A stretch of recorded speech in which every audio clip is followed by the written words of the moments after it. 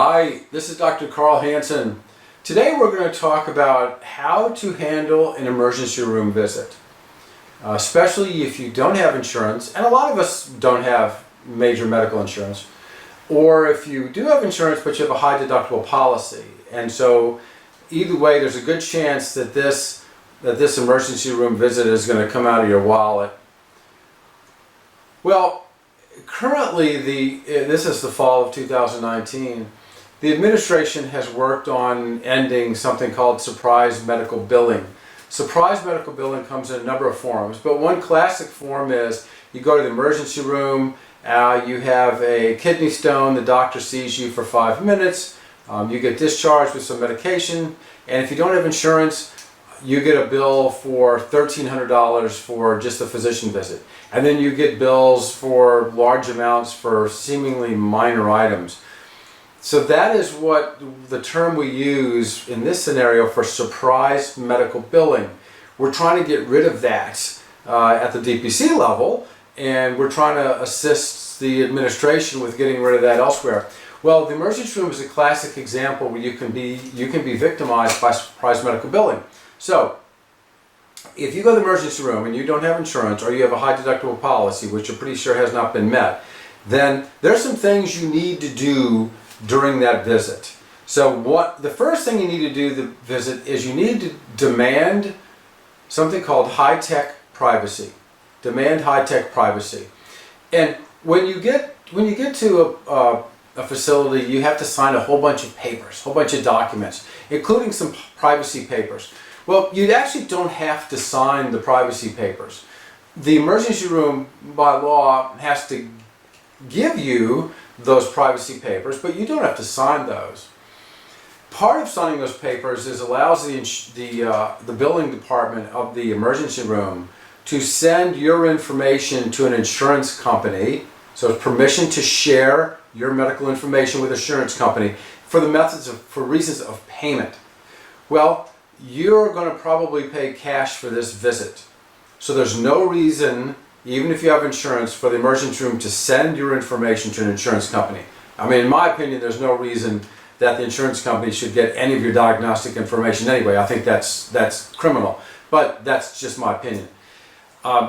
So what you're going to do is you would also, besides demanding HITECH privacy, they should also give you a form that you fill out to restrict your information from going anywhere.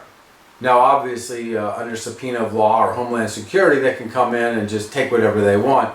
But you're specifically restricting the emergency room, if you have insurance, not to send any information to my insurance company.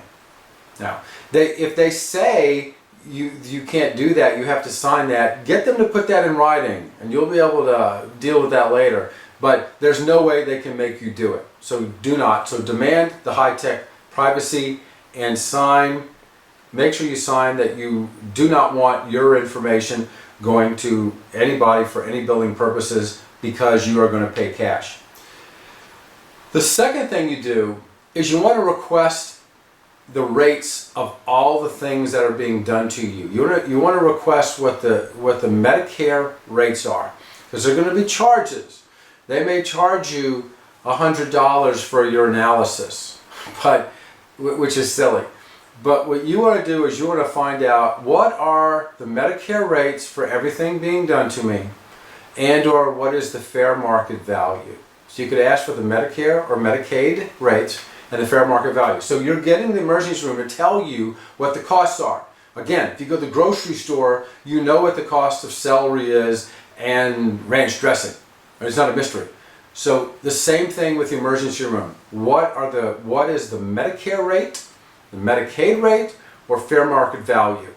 And you write that on every document that you request the Medicare rate.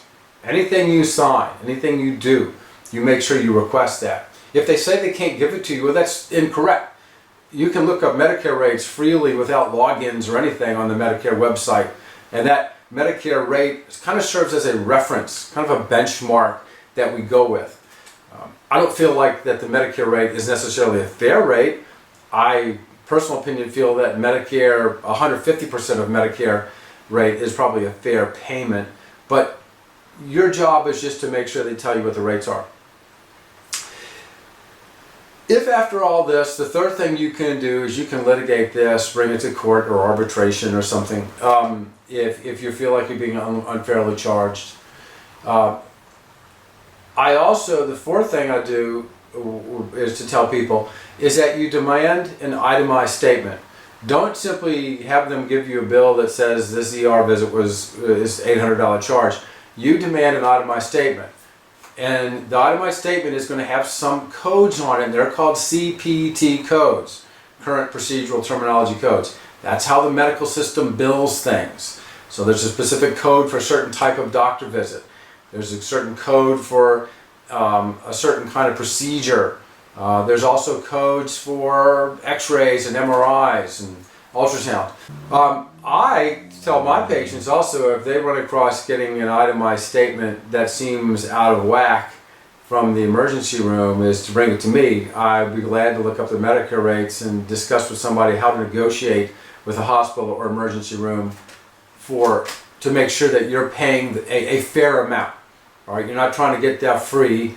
The emergency room service is valuable, but just because it was a valuable service doesn't mean you have to pay through the nose for it. And I strongly object to that, and I think people need to watch out for themselves, and I'll be glad, of course, to help them. I would say even have fun doing that. Also know, as a separate issue, that all this paperwork you sign at the beginning of the ER visit, you're signing that potentially under something called duress. In other words, you're very anxious, you're very stressed out, something actually is really going on with you, or you think so. All that paperwork you sign, in legal terms, that's considered the equivalent of an adhesion contract.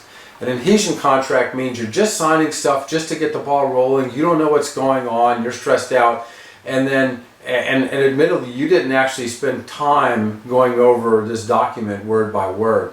So a lot of times those things you sign can be deemed the equivalent of an adhesion contract, and you might be able to challenge those.